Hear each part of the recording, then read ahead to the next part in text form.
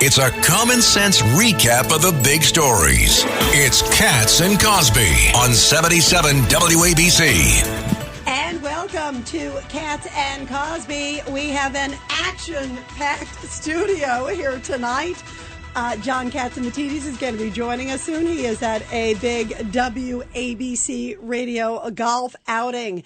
And joining us here in studio for the hour, we are so thrilled to have the chairman of the House Intelligence Committee, Congressman Mike Turner. Mr. Chairman, it's so great to have you here. Thank you for having me. We are thrilled. And boy, there are so many topics to talk with you about. We also, of course, have former New York Congressman Peter King, I think an old friend of yours, and of all of ours here in the studio.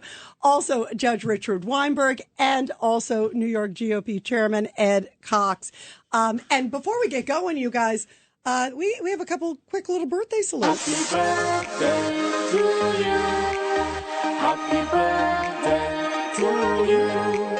Happy birthday, happy birthday. And we are playing a little birthday because it is Governor George Pataki, former New York governor's birthday, and also head of the FBI in New York, another great friend of the show, George Venizelos. So happy birthday to the two Georges, and we love you guys both. One of the big stories, of course, guys, is, and this is right in your wheelhouse, Mr. Chairman, what's been happening with the border. Just a little bit ago, there was the case that took place in Houston, Texas, of this girl, a 12-year-old girl, who was brutally murdered by these two illegal migrants. We are hearing of all of these migrant crimes. This mother was pleading, saying, throw the book at these guys.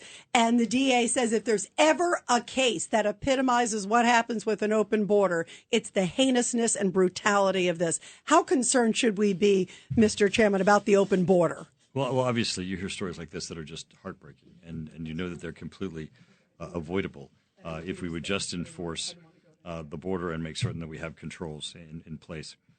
The types of controls that obviously President Trump had in place.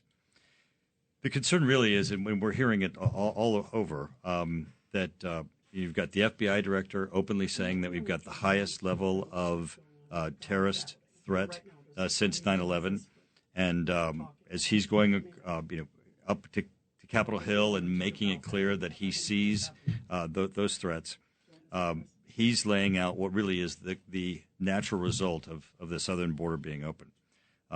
No matter how good law enforcement is, if you let people in who intend to do us harm, and as Director Ray has said, we have people in this country who have come across the southern border who have affiliated ties with ISIS and al-Qaeda and are in communications with ISIS and al-Qaeda.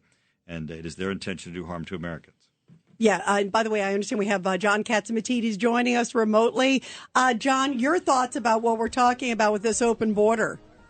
Well, that's one of the biggest problems we have in our country right now, not controlling who's coming and going. I believe in immigration. I'm an immigrant. I want immigration.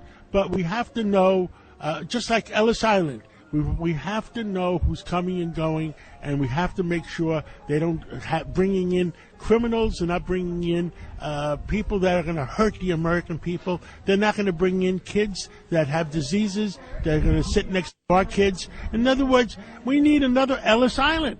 It has to go through checks and balances, and that's all I'm saying. And the right thing. And again, they have to wait their turn a little bit. They just can't just flood the borders. You can't ask everybody in Africa, everybody in Central America, come on in. I mean, it doesn't work. Yeah. That's my comment. Yeah. By the way, John, I agree with you. Judge Weinberg, I will say one thing, and I rarely say this because I have been very disappointed with a lot of these judges of late who've been soft on a lot of the revolving door that we've seen of justice. This judge in Texas just a little bit ago imposed a $10 million bail. Thank goodness. That's a very high bail. It was higher than even what the prosecutors wanted. So bravo to the judge.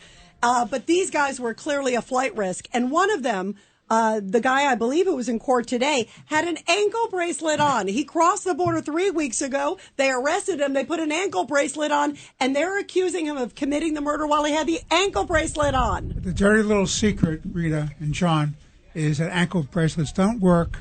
You think? They do not work. You don't have to be a genius to figure it out. They can be cut off, and you also need somebody monitoring it at all times to see where they are. But the real question I have, and I don't know the state law of Texas, I know New York law, something like this, I wouldn't have said bail at all. I would just remanded without bail. I wouldn't even let some extreme group could come up with some money, an apology group, try to chase up bail, because you only have to have about 10 or 15% to make the bail bond anyway. So I never would have said bail. I would have remanded. No bail, just keep them in during the trial. Peter King, your thoughts? I think, to me, the overriding concern here is the whole terrorist threat. We've seen here in New York what can happen. If you can get 2 or 3 trained terrorists, they can bring the city to ruins. If we're talking about thousands coming across the border, we are really at risk. And that's Mike and I on the Intelligence Committee is doing all they can. I'm not a great fan of the FBI director, but I agree with him on this one. I think this is worse than September 10th. Wow. Chairman Mike Turner, your thoughts. Do you agree that this is worse than September 10th, that the threat level is that high?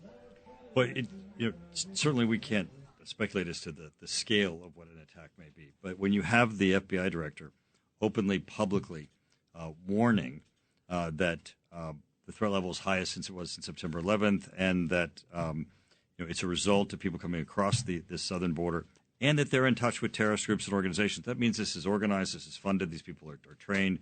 This is not a lone wolf, someone who just has nefarious intent. It certainly shows that as a direct result of the Biden administration's policies of this open border, we have people here who are inside the United States who intend to do us harm, and law enforcement is working diligently to try to find those people and bring them off the streets. But at the same time, the numbers are just so extraordinary that the risk is great. Yeah, and also Pete was just talking about the threat level of also terrorist attack. We had those guys, the 8 ones from Tajikistan, just recently come in, and we still don't really know the fate of what happened to them, how they got in the country. So it's not just obviously potentially this guy, who obviously I wouldn't believe this is his first attack if you do this to a 12-year-old precious girl. But you've got these guys who are coming from these countries that we're clearly at odds with. I mean, you've Iranians, we have Chinese. What do you think about the fact, Mr. Chairman, that there's been, it's like 30,000 Chinese who've crossed our border? And that's a staggering number. But this is really the tragedy of the Biden administration's policies, and really the fallacy of the policies.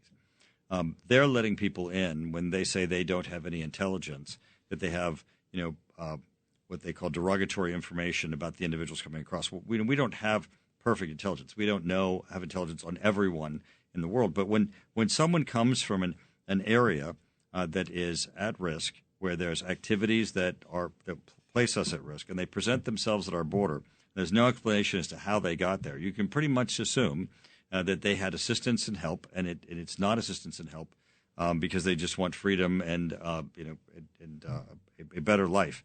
And these people are coming here with an intention that as the director of the FBI has said, it intends to do us harm and places us at risk. Yeah, and also, look, we've got Israel Hamas, too, at this same time. I mean, this is such a cauldron. And you think about even what's going on with Russia, Ukraine. There are so many threats out there. How do you keep track of them, Mr. Chairman? I mean, it's just so many of them. It's an easy job. Yeah. I was going to say, how do you sleep? Because there's so many from so many different directions. Well, the frustrating aspect really is that, again, the failure of the Biden administration's policies. When you look at Ukraine, even the Secretary General of NATO has come up against some of the Biden policies, the restrictions that have been placed upon Ukraine. The Secretary General of NATO has described it as having Ukraine fight with one arm tied behind their back. Well, you can't win. This is how you get a forever war, by giving them so many restrictions that they cannot win. They're beginning slowly, as a result of public pressure and international pressure, to relieve some of those, which hopefully can give the edge back to Ukraine. If you put Russians and Ukrainians at a front line fighting each other with equal firepower, the Ukrainians are going to win. But if you give them restrictions, if you don't give them the weapons that they need, then we're going to have this conflict continue with the risk that Ukraine could lose. And, of course, Vladimir Putin's not going to stop there. What about Israel, too? Because it came out again that they say they're not getting all the weapons that they were promised. And then we heard the back and forth with the Biden administration. I mean, the way Schumer scolded Netanyahu. Right, and it really is back and forth. I mean, the thing that's so crazy about this is it's as if they have buyer's remorse whenever they pick a side. Here we're for Israel, we're against Hamas. Hamas is a terrorist organization. It is a franchise of Iran. They're not a standalone organization. They're like Hezbollah, Hamas, and the Houthis are all just franchise part of the structure of Iran. And the Biden administration continues to not give a full support to Iran full support to Israel with the ability for them to do the job that they need to take down Hamas. Ed Cox, your thoughts? Yeah, Chairman, I don't understand why the Biden administration didn't let the Ukrainians use everything that they could be trained on and use right from the start. If they had done that, I think they would have defeated Putin, and it would have changed perhaps a geopolitical change in the world, because he would have been out and Russia would gravitate probably to the West. What do you think about that? Absolutely. Remember, the Russians were on the run. They came in almost making it to Kyiv, and then the Ukrainians pushed them out. If we had given them the weapons that they needed at the time, they would have been able to continue to push Russia out. The problem is with the long-range weapons is that Russia's able to stand off. They're able to go farther out than the Ukrainians were able to hit them and hit the front line. Giving them longer-range weapons, giving the ability to hit into Russia where Russia's firing from, makes a difference to the outcome here. But we had weapons that were long-range weapons, but did not give them to the Ukrainians. Absolutely. Those are the ATACMS and some other things like that. Absolutely. Wow. Go ahead, Judge Weinberg, real quick. And Mr. Chairman, it's also true they did the same tactic and the same approach with respect to Israel. They held Israel back. They didn't give them what they needed. Every way along this fight, they've extended the war. Instead of making it quicker and more decisive, they've extended it. And now you have the risk of having another fight on the northern border with Hezbollah. What say you, Mr. Chairman? Well,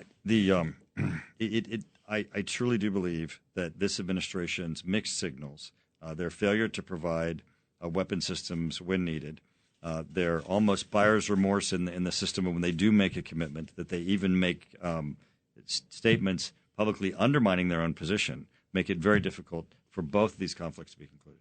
Yeah, wow, what a mess. I mean, it feels like the world's on fire, the border's on fire. I mean, there are so many issues here.